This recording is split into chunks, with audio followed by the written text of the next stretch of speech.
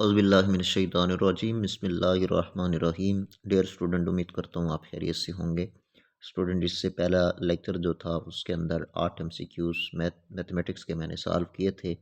आज इस लेक्चर के अंदर एमसीक्यूज़ नंबर 9 और इससे आगे एमसीक्यूज़ जो हैं इनको सॉल्व करूँगा। आप दोस्तों से गुजारिश है इस लेक्चर को लाजमी लास्ट तक देखें, जो चीज़ समझ ना आए कमेंट सेक्शन में पूछें। और स्टूडेंट, आपको एक न्यूज़ सुनाता चलूँ कि केपीके के अंदर जो टीचिंग की पोस्टें हैं वो एडवर्टाइजमेंट उनकी हो चुकी है, तो बहुत जल्द उनका टेस्ट होगा।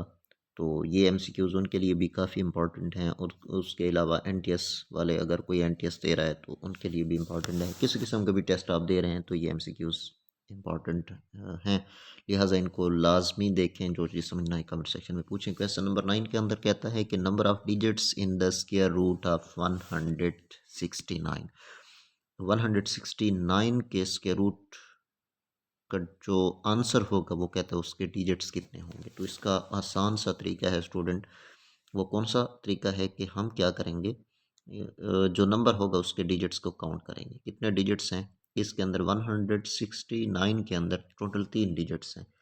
तो अगर हमारे पास डिजिट्स की तादाद 8 हो तो इसका जो फार्मूला है वो ये है कि 8 के साथ 1 को प्लस करेंगे और 2 को डिवाइड कर देंगे, तो ये इक्वल आ जाएगा हमारे पास 3 + 1 4, 4 डिवाइडेड बाई 2, तो 2 1 ज़ा 2 आ जाएगा, और इसी तरह 2 2 ज़ा 4 हो जाएगा।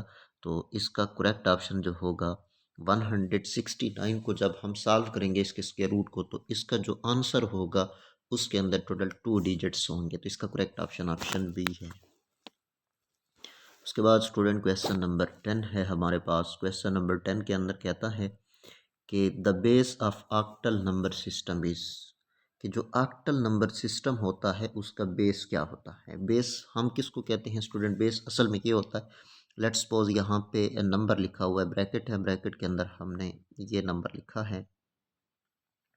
अब इसके नीचे हम शो करने के लिए कि ये सिस्टम जो है, ये नंबर जो है कौन से सिस्टम के अंदर है, तो उसके लिए हम यहाँ पे बेस लिखते हैं।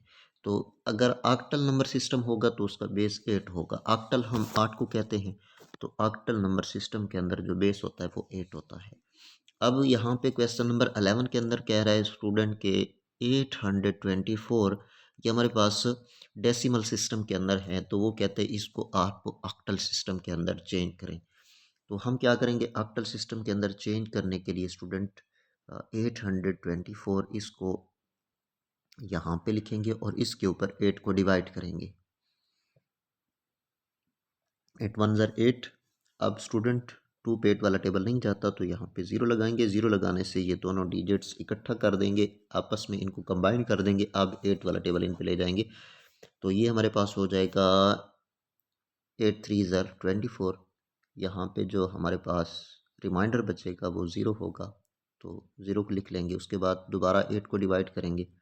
8 1 ज़र 8 होगा, यहाँ से 10 में से 8 को माइनस करें, 2 बचेगा, 2 3 के साथ लगेगा, तो ये हमारे पास 23 बन जाएगा। तो 8 8 2 ज़र 16 हो जाएगा, और बाकी हमारे पास 7 बच जाएगा, तो 7 को यहाँ पे लिखेंगे। उसके बाद अब फिर 8 को डिवाइड करते हैं 12 पे। 8 1 ज़र 8, और यहाँ पे बाकी जो हमारे पास बचेगा वो 4 बचेगा। अब इसको इस सीक्वेंस में लिखेंगे, पहले 1 लिखेंगे, फिर 4, फिर 7, फिर 0। तो इसका आंसर जो बनेगा हमारे पास स्टूडेंट, आंसर कौन सा बनेगा? 1 4 7 0। तो जब हम 824 को ऑक्टल सिस्टम में चेंज करेंगे तो इसका आंसर आएगा 1470। तो इसका करेक्ट ऑप्शन जो है स्टूडेंट यहाँ पे ऑप्शन ए है।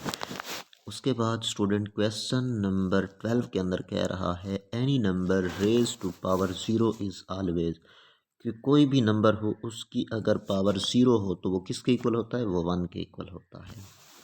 उसके बाद स्टूडेंट क्वेश्चन नंबर 13 है कि the place value of 10 power 2। यहाँ पे हमारे पास नंबर है 10 पावर 2, 10 की ताकत 2। 10 की ताकत 2, वो कहता है इसकी वैल्यू क्या होगी। वैल्यू हम कहते हैं कि इसको सिंप्लीफाई करेंगे तो इसका आंसर क्या आएगा। 10 पावर 2 का मतलब होता है 10 मल्टीप्लाइड बाई 10।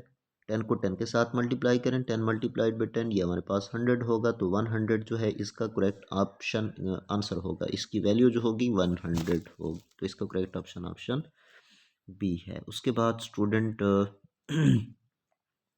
क्वेश्चन नंबर 14 है an account on the basis of profit and loss is known as, कि वो अकाउंट जिसमें प्रॉफिट भी होता है और लॉस भी होता है तो इसको हम पीएलएस अकाउंट कहते हैं।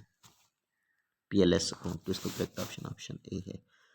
इसी तरह क्वेश्चन नंबर 15 है student, which of the following is true if profit occurs, कि जब हमें मुनाफा होगा तो उस वक्त, नफ़ा होगा तो उस वक्त के लिए कौन सी कंडीशन ट्रू होगी।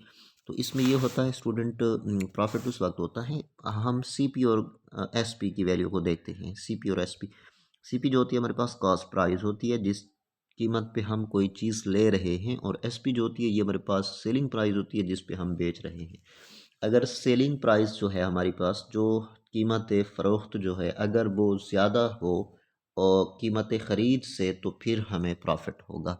तो यहाँ पे करेक्ट ऑप्शन ऑप्शन डी है कि अगर एसपी की वैल्यू ग्रेटर हो सीपी से तो फिर हमें क्या होगा, प्रॉफिट होगा। इसके बाद स्टूडेंट क्वेश्चन नंबर 16 है, a person sold a pain of cost ₹50 for ₹60, what is profit percent. एक शख्स है वो क्या करता है, कास्ट, पेन की जो कीमत है 60 रुपये है और लेता कितना का है, person sold a pen for of cost ₹50, 50 रुपये का पेन लेता है और फिर क्या करते हैं 60 पे उसको बेच देता है। तो what is the profit percent, इसकी परसेंट फ़ीसद जो है, इसका नफ़ा जो है फ़ीसद में बताएं। तो इसके लिए स्टूडेंट क्या करेंगे, हम कास्ट प्राइस जो है वो ऊपर लिख लेंगे। सॉरी स्टूडेंट, कास्ट प्राइस नहीं बल्कि जो प्रॉफिट हुआ है, इसे प्रॉफिट कितना हुआ है, 60 में से 50 को माइनस करें तो 10, ये ऊपर लिखेंगे। कास्ट प्राइस 50 नीचे लिखेंगे और 100% के साथ इसको मल्टीप्लाई कर देंगे। तो यहाँ पे ये ज़ीरो ज़ीरो के साथ कट जाएगी, 2 1 2 और 2 10 हमारे पास 2 5 2 10 होगा, ज़ीरो आ जाएगा। इसका करेक्ट ऑप्शन 20%। तो 20% जो है वो उससे प्रॉफिट होगा।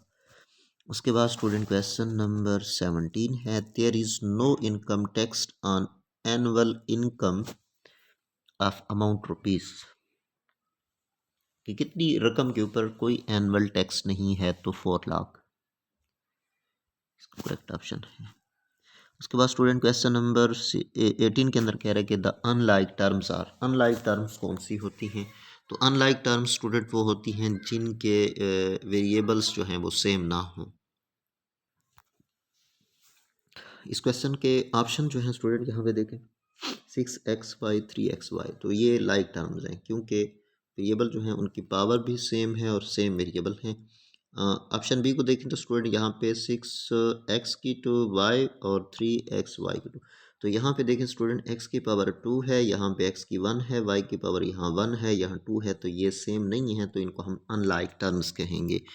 उसके बाद स्टूडेंट क्वेश्चन नंबर 19 है, if a polynomial is exactly divisible by another polynomial then the remainder is zero, कि एक पोलिनोमियल अगर मुकम्मल तौर पर दूसरे पोलिनोमियल के ऊपर डिवाइड हो जाए तो इसको उसका जो रिमाइंडर होगा वो फिर ज़ीरो बचेगा। उसके बाद क्वेश्चन 20 है स्टूडेंट, और आज के लेक्चर के ये लास्ट क्वेश्चन है। इंशाल्लाह बाकी क्वेश्चन जो हैं वो नेक्स्ट लेक्चर के अंदर उनको सॉल्व करेंगे।